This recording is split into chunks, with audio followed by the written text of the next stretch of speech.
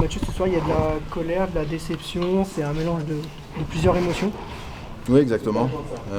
Beaucoup de colère. La déception, bien sûr, parce qu'on voulait faire un résultat cet après-midi. Dans le contenu, je trouve que l'équipe, ce qu'elle a produit, c'était très intéressant. La première mi-temps, avec un peu plus de réussite, on sort peut-être avec un but supplémentaire. Maintenant, il y a eu un fait de jeu qui a été décisif dans le résultat de ce match-là, et c'est clair qu'on est très en colère. J'ai pu parler avec Thiago rapidement à la fin du match. Je ne pense pas que lui aussi était content de l'arbitrage.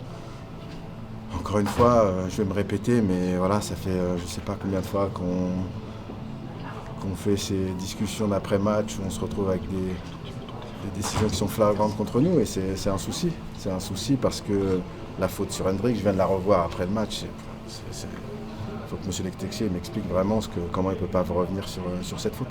Il ne vous explique pas justement, il n'y a pas de pédagogie?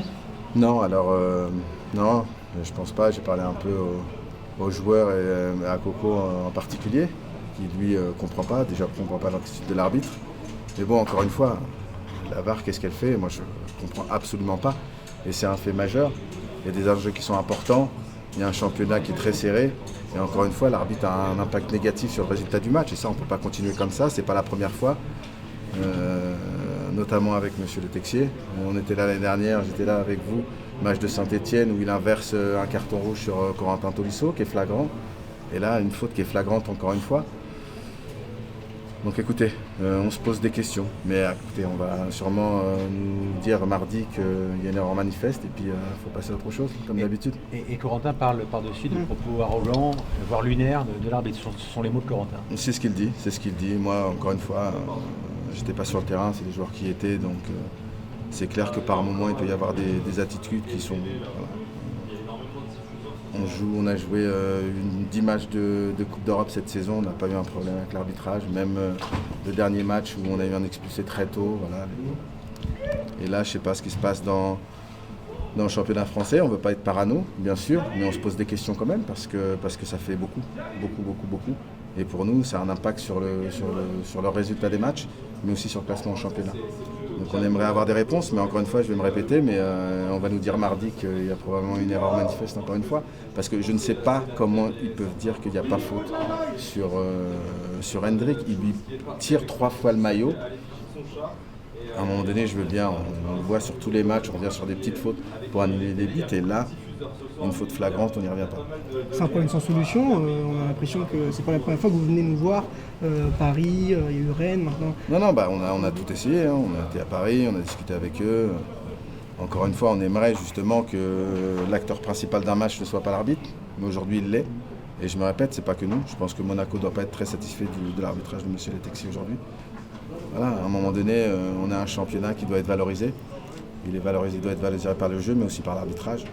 Parce que des erreurs comme ça, je ne pense pas que ce soit une bonne chose pour notre championnat. Mathieu, le l'OL traverse une période difficile après du match, mais c'est quand même pas à cause de l'arbitrage. Non, pas que. Mais aujourd'hui, je pense qu'après avoir joué 75 minutes à 10 jeudi, ce que l'équipe a produit, pour moi, j'ai rien à reprocher aux joueurs. Ils ont encore tout donné. On ne peut rien reprocher à cette équipe sur l'état d'esprit. Encore une fois, on a vu juste avec les retours d'Afonso et Pavel ce qu'ils pouvaient porter à l'équipe. Je pense qu'on va être encore meilleur dans les prochaines semaines avec les retours de Ruben, d'Ainsley et de Malik. Donc, encore une fois, oui, on a eu 13 victoires d'affilée. Là, on est un peu dans le dur. Mais encore une fois, personne ne va lâcher. Je ne vois pas un vestiaire qui lâche et je vois un état d'esprit qui est exemplaire. Donc, encore une fois, je vous dis, personne ne lâchera rien du tout. Et on va faire ce qu'il faut pour finir ce championnat le plus haut possible. Il reste 7 journées, vous serez 4e avant les 7 dernières journées. Oui, ce soir, pour le moment, on est toujours 4e. Monaco est derrière nous, Strasbourg est derrière nous, Lille est derrière nous. Je pense qu'on a tendance à l'oublier. Je vous dis, on va avoir un match par semaine après la trêve internationale. Je pense qu'elle va faire du bien aussi. On a vu encore une fois sur la dernière demi-heure où on a un peu pioché physiquement, et c'est normal. Encore une fois, on a joué 75 minutes à 10 jeudi. On rejoue à 15h le dimanche. Ça aussi, on se pose un peu question, mais bon, c'est comme ça, on n'a pas le choix. Ouais, ils ont joué à 21h, non? Oui, mais voilà, on joue à 15h et joue à 17h. Juste 5 heures, c'est beaucoup. Voilà. C'est comme ça. Mais on assume tout cette saison. J'ai l'impression qu'on ne va rien nous donner. À nous d'aller le chercher. On va travailler dur pour.